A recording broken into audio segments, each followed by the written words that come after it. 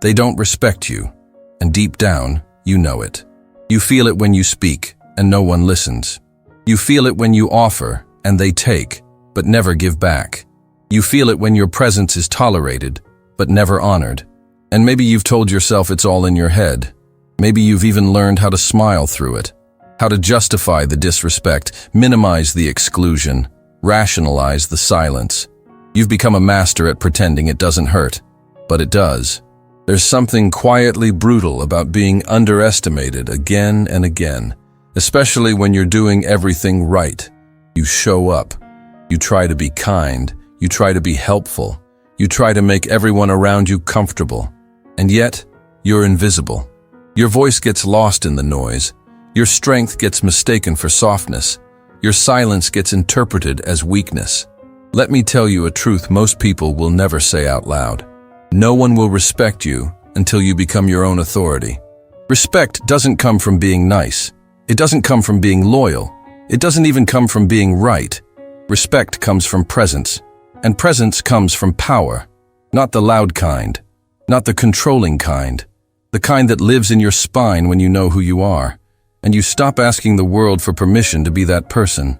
But the problem is, no one taught you how to do that. You were taught to obey. You were taught to wait your turn. You were taught to earn your worth by pleasing others. And now you're trapped in a grown-up body, still playing the role of the good child, hoping that if you just keep doing the right thing, someone will finally see you, approve you, crown you, love you. But that crown isn't coming. The world doesn't give authority. The world responds to it.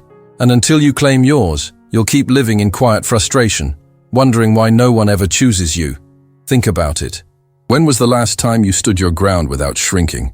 When was the last time you said what you truly thought, without editing yourself to be palatable? When was the last time you walked into a room like you belonged there, without needing validation from anyone in it? Most people are not respected because they still act like they need saving, like they need to be chosen, like they need permission. But let me ask you, what if you stopped needing any of that? What if the reason they don't take you seriously is because you haven't taken yourself seriously yet? Napoleon Hill once said, "What the mind of man can conceive and believe, it can achieve." But belief doesn't begin in achievement. It begins in posture. It begins in energy. It begins the moment you stop asking for validation and start walking like your presence is a decision, not a question. That shift changes everything. When you treat your own words with weight, others do too. When you stop apologizing for your truth, others begin to listen. When you respect your own time, energy, and space, the world aligns accordingly.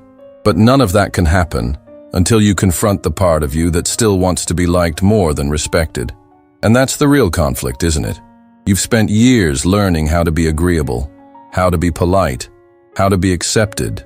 But in doing so, you sacrifice the very energy that demands respect. And now, you're exhausted, because you're playing a role that was never meant for you. You were never supposed to be the silent one. You were never supposed to be the easy one. You were never supposed to be the one who waits for approval.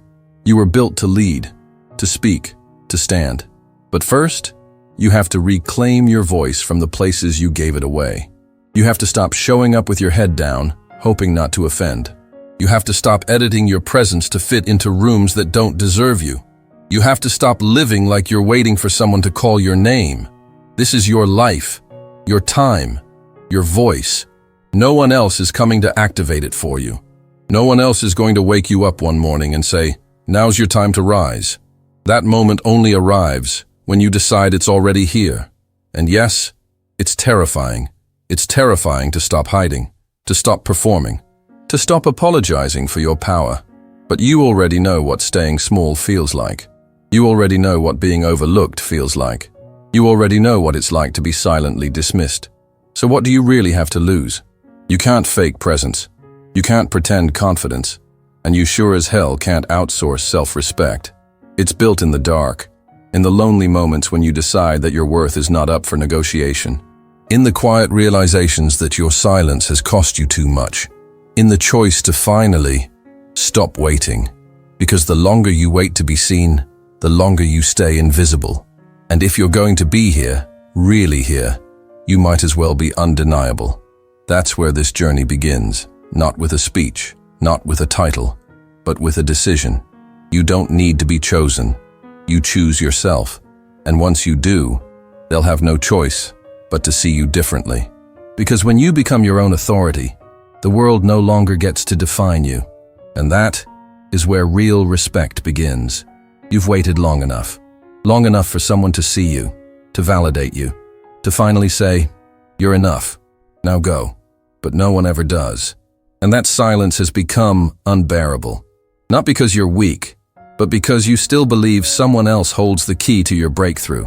What if the person you're waiting for is never going to arrive? What if they don't exist? That's the moment the mirror turns violent. The moment when you realize the help you imagined would come isn't on its way.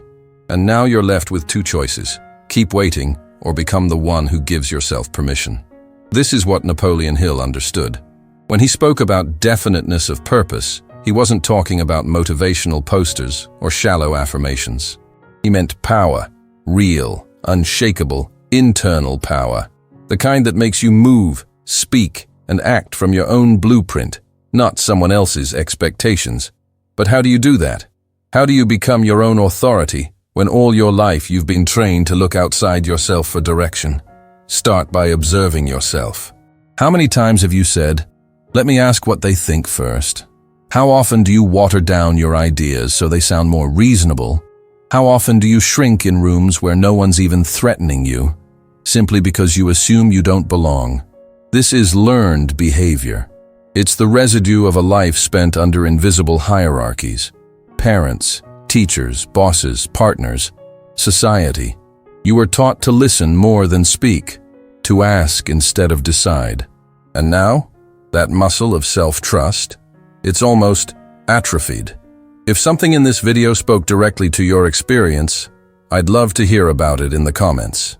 Your story matters, and it might help someone else feel less alone. And if you're ready to keep growing, make sure to subscribe so we can walk this path together. But here's the good news. It's not dead.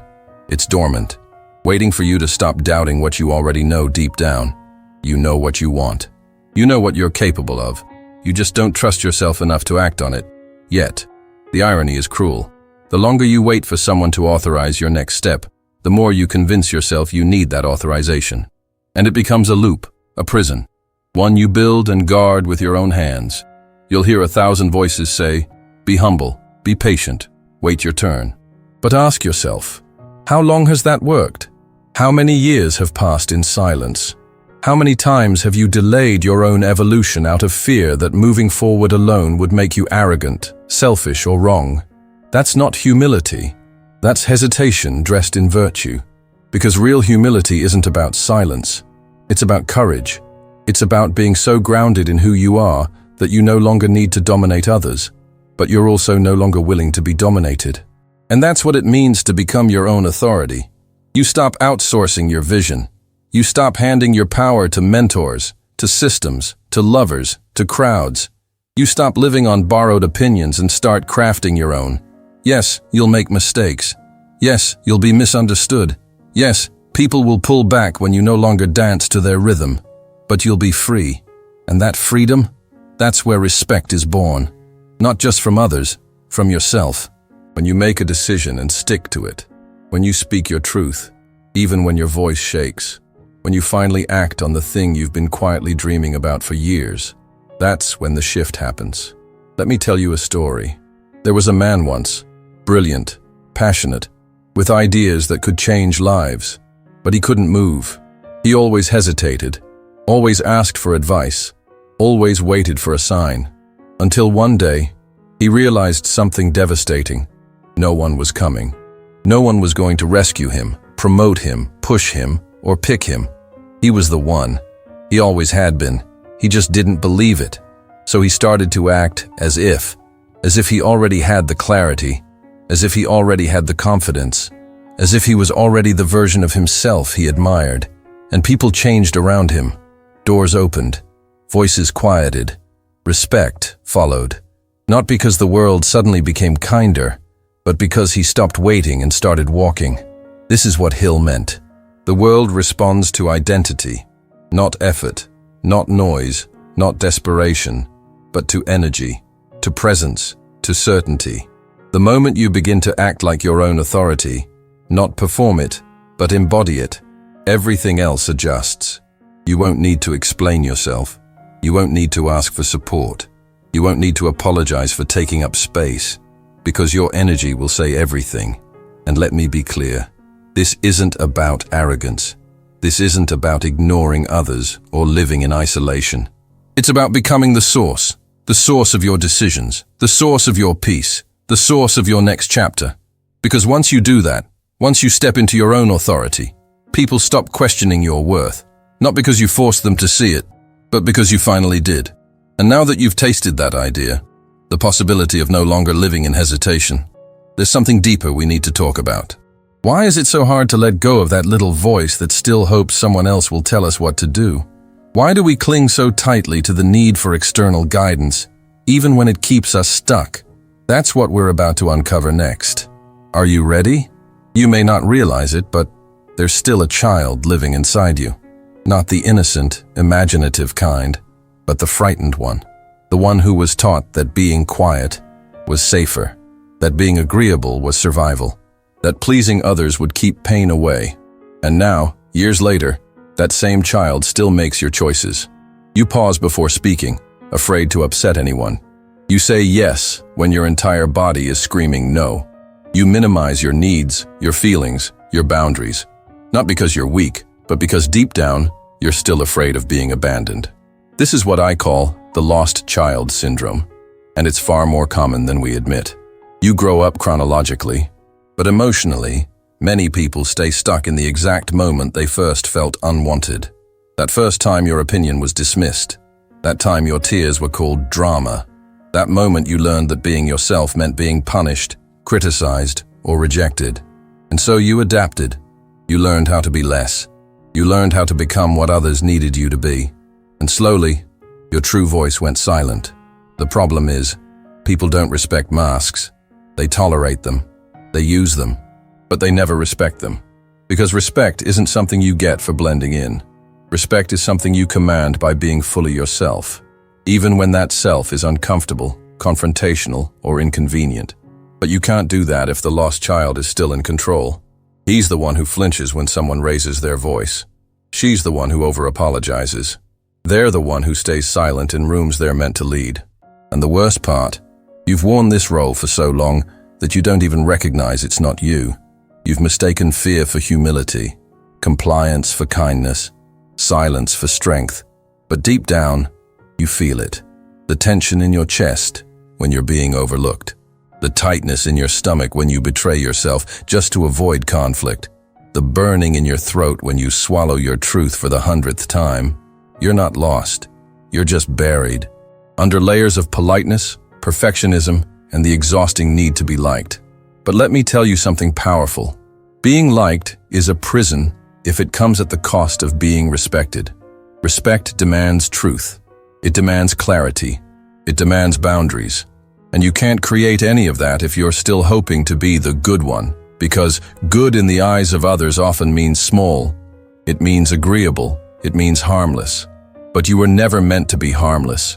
You were meant to be whole, to be honest, to be fully alive, even when it makes others uncomfortable. Napoleon Hill warned about drifting, the habit of moving through life without direction, letting others make your decisions, hoping circumstances would shape your fate. But that drift isn't just external. It happens inside too. When the lost child is still steering your life, you're drifting, emotionally, spiritually, and psychologically. And you know you're drifting when you constantly feel pulled between who you are and who people want you to be. So how do you break it? First, you recognize it. You notice every time you edit your words to avoid rejection. You catch yourself seeking approval before making a move. You become aware of how often you ask questions you already know the answers to, just to feel safe. Then you begin the slow, sacred process of reparenting yourself. You become the voice you needed all along, the one who says you're allowed to speak, the one who reminds you your needs are valid, the one who whispers you don't have to shrink anymore. This isn't about being reckless or selfish. It's about being sovereign. It's about realizing that every time you abandon yourself to please someone else, you reinforce the message that your truth is too much. But your truth is not too much. It's the foundation of your authority. And yes, you will lose people when you reclaim it. The ones who benefited from your silence won't clap when you finally speak. The ones who relied on your compliance will feel threatened when you draw boundaries. The ones who manipulated your kindness will label you difficult. The moment you become firm, let them, because the cost of staying small is higher than you think. It shows up in quiet resentment, in deep exhaustion, in the aching loneliness of being surrounded by people who don't know the real you. But when you break the lost child cycle, something shifts. You begin to speak without overthinking. You make decisions without needing 10 opinions. You walk into rooms and people feel your energy before you say a word. Because now, you're no longer performing. You're present. That's when respect arrives. Not forced, not begged for, but earned, simply by being rooted in who you are. And here's the paradox. Once you stop trying to be liked, people start to listen. Once you stop begging for space, the room adjusts to hold your presence. Once you stop asking who you should be, you become unforgettable. But this transformation isn't easy. It requires grief. Grieving the years you lost playing a role. Grieving the parts of yourself you abandoned to be accepted. Grieving the love you thought you had, but was only conditional on your silence. And after that grief comes something sacred. The birth of the version of you who doesn't flinch anymore. Who doesn't wait anymore. Who doesn't shrink anymore. The one who doesn't apologize for standing tall. But to get there, you need to face one final truth. You taught people how to treat you, and now you must teach them again. From the authority you finally reclaimed. So the question becomes, now that you see the pattern, will you continue to repeat it? Or are you finally ready to break it? Because what comes next requires you to stop performing and start commanding. Let's talk about that. Commanding respect is not about yelling. It's not about being the loudest voice in the room or the one with the longest resume. True command is quiet, but absolute. It's the moment when you stop reacting and start deciding. When you stop defending your worth and start declaring it. But here's the catch. Most people don't know the difference between force and command. They think being in control means controlling others. They confuse loudness with confidence. They mistake aggression for strength. But real authority, the kind that shifts a room without a word, begins inside. It begins the moment you stop letting your emotions hijack your energy. Because when you're constantly reacting, you're not leading, you're leaking. Leaking power, leaking focus, leaking credibility. Think about it. How many times have you lost hours, days, or weeks obsessing over what someone said or didn't say? How often do you rewrite conversations in your head, trying to win arguments that already ended? How often do you try to prove yourself to people who already decided not to see your value? That's not power. That's entrapment. And it's costing you something massive, your influence. No one follows someone who is emotionally unstable. No one trusts someone who constantly needs reassurance. No one respects someone who's always looking sideways to know what to do next. So how do you flip the switch? How do you stop being emotionally reactive and start being energetically grounded? It starts with a brutal truth. Most of your reactions aren't about the present moment. They're echoes. Echoes of rejection. Echoes of past betrayal. Echoes of moments where you felt powerless and humiliated. And when someone triggers you now, it's not just about them. It's about every unhealed version of you rising up in defense. But you can't lead from a triggered place. You can only defend. And leaders don't defend, they direct. Napoleon Hill didn't just write about wealth. He wrote about self-mastery.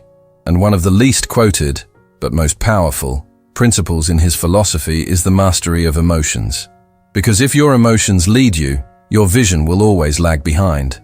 Self-command is the ultimate flex. It's what makes others feel safe in your presence. Not because you're nice, but because you're clear. You're not unpredictable. You don't switch up depending on who's in the room. You don't leak power because someone disrespected you. You remain steady. And in that steadiness, others find gravity. So what does that actually look like? It looks like letting someone misunderstand you without rushing to defend yourself. It looks like standing firm in your boundary, even when it makes someone uncomfortable. It looks like showing up with the same posture whether people clap or criticize. It looks like emotional discipline, not suppression, but awareness, and it's magnetic. Was there a moment in this video that felt like it was written just for you? Tell me in the comments. I read every one of them. And if this message helped you shift something inside, subscribe so you don't miss what's coming next. Because we live in a world of emotional chaos. Everyone is offended. Everyone is anxious. Everyone is looking for someone to follow who seems to actually know who they are. Be that person. When others are spiraling, be still. When others are shouting, be calm. When others are seeking approval, be rooted. And the world will turn toward you, not out of obligation, but out of resonance, because energy doesn't lie. People may not remember your words, but they will never forget how they felt in your presence. That's why being your own authority isn't just about mindset. It's about energetic leadership. You walk into a space and shift it, not by force, but by frequency. And you can't do that if you're still emotionally fragile, still waiting to be told who to be, still chasing applause to feel like you matter. The moment you stop chasing anything external, respect, validation, attention, and instead embody it internally, you become undeniable. This is what true command looks like. You become your own validation. You become your own security. You become your own home. And people feel it. They might not even understand what shifted. They'll just treat you differently. Because the energy of someone who doesn't need anything is unmistakable. But this transformation doesn't happen by accident. It happens through fire. Through letting go of every version of yourself that needed to be chosen. Through grieving the roles you played to survive. Through choosing to sit in the discomfort of not being liked, and still not abandoning yourself. That's where real authority is forged. In silence, in solitude, in the private moments when you choose dignity over desperation. And here's what they never tell you. Once you step into this version of yourself, this calm, clear, grounded energy, you stop needing to ask for respect. You radiate it, you breathe it, you walk in it. And because of that, people who once ignored you will look again. People who once doubted you will hesitate. People who once underestimated you will adjust their tone. Not because you fought them, but because you finally stopped fighting yourself. And now, you're in command. But there's one final layer. The moment where you no longer need to be respected, to feel complete. That's the next and final evolution. Because when you transcend the need for validation entirely, that's where true liberation lives. Shall we step into it together? When you no longer need to be respected, that's when you truly are. That's the paradox. The moment you stop seeking it, striving for it, bending for it, it arrives. Not as a performance, but as a reflection of who you've become. You see, most people confuse respect with recognition. They want to be seen, applauded, celebrated. But that's not respect. That's validation. And validation is a drug, quick, addictive, and always leaving you needing another hit. But respect, true respect, it's silent, it's calm. It walks into the room with no need to announce itself. It doesn't explain, it doesn't beg, it doesn't shrink, and it doesn't chase. That's where the real power lives, in stillness. When you no longer react to rejection, when you no longer need to correct every misjudgment, when you no longer trade your peace for approval, that's when people feel your gravity, even if they never say a word. Napoleon Hill spoke of the mastermind, a powerful connection not just between people, but between your conscious self and the higher intelligence that guides you. When you're in alignment, fully, completely, you don't just command respect from others, you command your own destiny. And that's the final evolution, becoming so internally whole that external opinions lose their power over you. It doesn't mean you stop caring, it means you stop depending. You stop depending on their praise to feel proud. You stop depending on their presence to feel valuable. You stop depending on their permission to move forward. You finally understand that everything you needed was always inside of you, waiting for you to listen. You become the authority, the source, the origin of your choices, your voice, your future. That's what they meant when they said, act as if. Not fake it, but embody it. Step into the frequency of the person you've always been, beneath the fear, beneath the doubt, beneath the noise. Because the world doesn't change when you shout louder. It changes when you shift deeper. And now, you've done the work. You've seen the roots of your fear. You've broken the trance of needing to be liked. You've faced the child inside who once felt invisible and told them, "I see you now." You've turned your silence into structure, your loneliness into leadership, your pain into presence. And now, it's time to rise. Not with noise, not with vengeance, but with absolute clarity. Clarity that says, "I know who I am now, and I'm not going back." So here's my invitation to you. No more waiting, no more hiding, no more rehearsing who you're supposed to be. The real you is ready. The world needs it. And when you walk in that truth, not demanding, not desperate, but grounded, everything shifts. People will treat you differently. Opportunities will find you. Doors you once knocked on will open without effort. Because now, you walk like someone who knows. You walk like someone who leads. You walk like someone who no longer needs to be respected, and therefore always will be. Thank you for walking this path with me. If this message touched you, even for a moment, it means something inside you is already waking up. The part that's done playing small, done pretending, done holding back. Let that part rise. And if you're ready to go even deeper, the next video on your screen will take you there. I want to hear from you. What part of this message hit you the hardest? Drop it in the comments below. Your voice belongs here. And if you're ready for more, subscribe now. There's a reason you found this today. Click it. Keep evolving. And never forget, no one else is coming to save you, because you were never meant to be rescued. You were meant to rise. Thank you for watching, truly. You are not alone anymore. Now go. Your future is waiting.